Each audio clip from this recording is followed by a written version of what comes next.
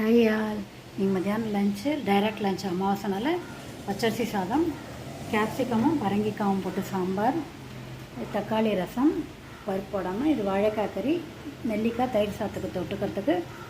பரங்கிக்காவும் கேப்சிகமும் நெய்லையும் எண்ணெயும் வதக்கிட்டு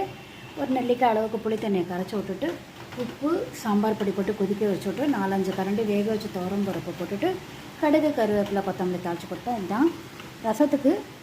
இது தக்காளியை கரைச்சி விட்டு அதில் தண்ணி விட்டுட்டு உப்பு ரசப்பொடி போட்டு நல்லா கொதிக்க வச்சு விட்டு அதுக்கப்புறமா கொஞ்சம் இது கடுகு தாளித்து கொட்டுட்டு கொத்தமல்லி கருவேப்பிலை போட்டு கொஞ்சம் லேசாக ஆறின அப்புறம் எலுமிச்சம்பழம் கொஞ்சம் கடுகு உளுத்தம் பருப்பு கடலப்பருப்பு எண்ணெயில் தாளித்து கொட்டுட்டு வாழைக்காய் போட்டு கொஞ்சம் தண்ணி தெளிச்சு விட்டு அது கொஞ்சம் பாதி வந்தோடனே உப்பு காரப்பொடி கொஞ்சம் கறிப்பொடி இதெல்லாம் கருவேப்பிலெல்லாம் கொத்தமல்லி போட்டு பெருங்காயம் போட்டு ரெடி எடுத்து சிம்பிள் மெனு பார்த்துட்டு கமெண்ட் பண்ணுங்கள், சப்ஸ்கிரைப் பண்ணுங்கள். Thank you so much for